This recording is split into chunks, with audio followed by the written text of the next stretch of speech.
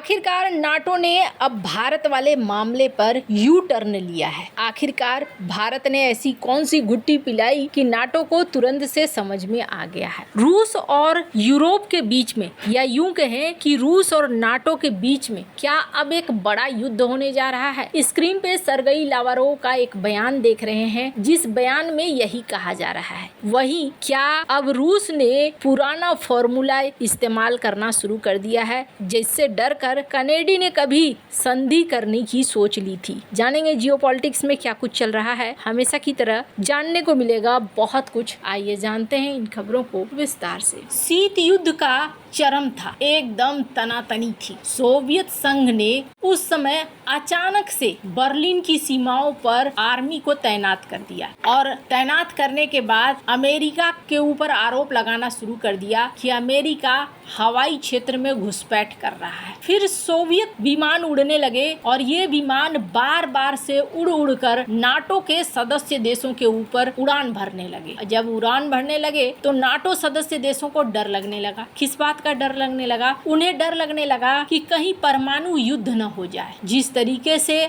America आ रहा है और इधर से रूस अपने विमानों को बिना डरे भेज रहा है कि जाओ घुस जाओ, अगर किसी ने मारा तो उसी समय युद्ध शुरू हो जाएगा। अब ऐसे में अमेरिका भी डर गया, जॉन एफ कैनेडी भी डर गए और उन्होंने सोचा कि चलो पहले संधि कर लेते हैं। तब एक संधि किया गया और इस संधि में ये कहा गया कि चलो परमाणु परीक्षण प्रतिबंधित रहेगा, हम परमाणु हमला नहीं करेंगे। अब जब ये क्लियर हो गया कि चलो भाई रूस फाइटर जेट उड़ा रहा है लेकिन कभी भी ये लड़ाई परमाणु हमले में नहीं बदलेगी, तब कैनेडी ने कहा था कि बर्लिन के लोग आज आप शांति से सो सकते हैं। ये एक पुरानी कहानी है और उसी समय ऐसा भी हुआ था 1983 के समय में कोरल सीज एयरक्राफ्ट कैरियर आगे बढ़े चले जा रहा था और उस समय दक्षिण कोरियाई नागरिक विमान उड़ रहा था जिसे सोवियत लड़ाकू विमानों ने मार गिराया था और अमेरिका और सोवियत में तनाव बढ़ गया था और लगा था अब युद्ध हो जाएगा कि तब वो युद्ध हो जाएगा। ये दो घटनाएं बताती है ना कि जब अस्तित्व पर आता है तो रूस कुछ भी नहीं देखता है। वो पागलपन वाले अंदाज में आ जाता है कि ठीक है नागरिक विमान है तो उसे मार गिराओ, किसी के वायु क्षेत्र में घुसना है तो घुस जाओ, चाहे वो नाटो ही क्यों न हो, युद्ध हो तो युद्ध हो जाए, ये वाला सीन ला देता है। अब अभी का सीन क्या हुआ है? अभी भी ऐसी ही घटनाएं हो रही हैं और कहा जा रहा है, जो यूक्रेन ने आरोप लगाया है कि रूस नाटो के क्षेत्रों को, नाटो के वायु क्षेत्रों में घुस रहा है। 2025 में रूस ने नाटो के कई सदस्य देशों के हवाई क्षेत्र में कई बार उल्लंघन किया है। कहा गया कि कुछ चीजें जानबूझकर की गई हैं। 9 से 10 सितंबर को लगभग 2 दर्जन रूसी ड्रोन पोलैंड के हवाई क्षेत्र में घुस गए और ऐसा हुआ कि पहली बार पोलैंड, जो कि नाटो का सदस्य है, उसको इनको नष्ट करने के लिए लड़ाकू विमान उतारने पड़े और तब 12 से अधिक ड्रोन को मार गिराया और मलबा को ड्रोन को मार गिराया और इसमें पोलैंड के एक इंसान का घर भी टूट गया। 13 सितंबर को रूसी ड्रोन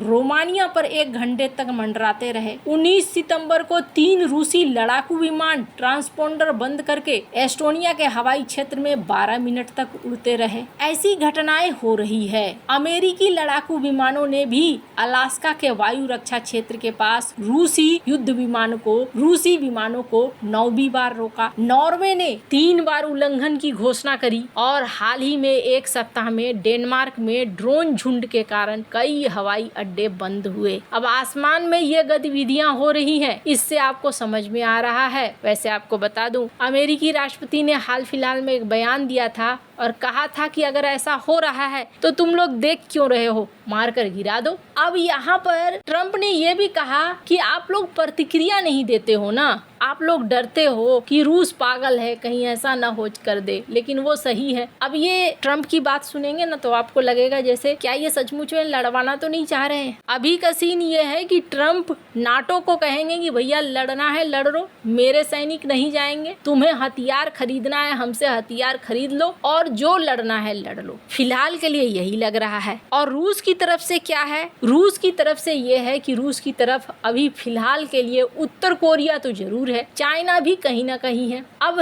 असर कैसा है यूरोप में, इसको ऐसे देखिए, एस्टोनिया एंटी टैंक खाइयां खोद रहा है। फ्रांस और जर्मनी हजारों घायल सैनिकों के इलाज के लिए आपातकालीन योजनाएं बना रहे हैं। कुल मिलाकर ये एक ऐसा समय है जब रूस और नाटो के बीच में युद्ध हो सकता है। स्क्रीन पर देख सकते हैं आप एक आर्टिकल जिसमें लावारोव यही कह रहे हैं कि अब ऐसा लगता है रियल वॉर में नाटो यूरोप आ रहे हैं रूस के साथ। क्या यहाँ पर एक युद्ध हो जाएगा? कुछ भी हो सकता है, कहना मुश्किल है। जिस तरीके से ट्रंप अपने मांग के लिए अड़े हुए हैं और पुतिन अपनी बात के लिए अड़े हुए हैं, तो यहाँ दोनों ही केस में ऐसा ही लगता है कि आगे एक बड़ा युद्ध रखा हुआ है। शांति वार्ताएं ठप हो गई है। अब शांति वार्ता के लिए कुछ बचा नहीं है, न बातचीत हो रही है और न इस दिशा में काम हो रहा है। बल्कि किस दिशा में काम हो रहा है, अभी यूएन में भी मीटिंग हुई थी तो यही बात डिस्कस हो रहा था कि भाई कौन सबसे पहले फाइटर जेट गिरा देगा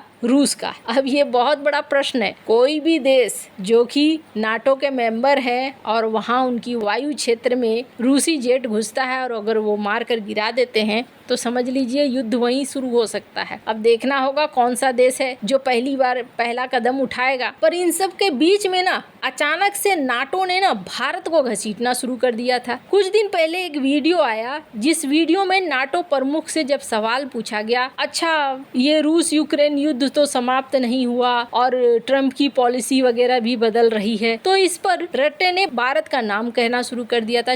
Vladimir Vladimirovich Putin in Moscow and Narendra Modi asking me, hey, I support you, but again, could you explain to me this strategy? Because I have now been hit by these 50% tariffs by the United States. So President Trump is implementing what he says. But of course, we are not happy that so far we have not been able collectively to end the war.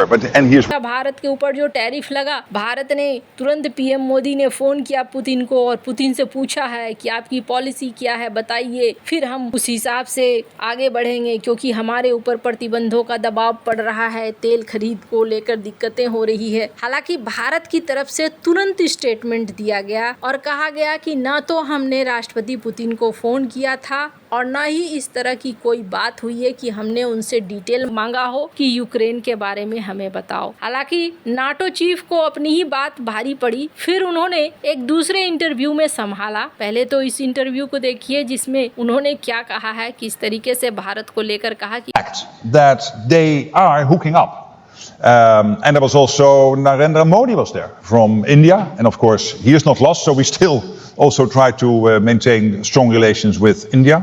But he was also there. But particularly, it's true. We have seen, of course, the Belarusians, but Putin, Xi Jinping, Kim Jong-un using this train because he doesn't dare to fly, I think, into. Bharat ने बात करी है। फिर अब इन्होंने दूसरे इस interview में संभाला कि नहीं, भारत हमें छोड़कर नहीं गया है, भारत रूस और चाइना के साथ खड़ा नहीं है, बल्कि भारत हमारे साथ ही है और हम अभी संबंध हमारे उतने बिगड़े नहीं हैं। वैसे आपको बता दूं, भारत और रूस के बीच संबंध काफी अच्छे हैं, ये बात सभी जानते हैं। ऐसे में इन बातों का कोई विशेष मतलब नहीं है। नाटो का नाम लेकर ट्रंप भारत के ऊपर दबाव बनाना चाहते हैं, इससे ज्यादा कुछ नहीं है। वैसे आने वाले दिनों में बहुत सारी चीजें हो सकती हैं। आपको क्या लगता है, क्या रूस और यूक्रेन के बीच शांति होगी या मामला और आगे बढ़ जाएगा? कमेंट कर अपनी राय जरूर बताएं। जल्द मिलते हैं अगली वीडियो में नई खबर के साथ।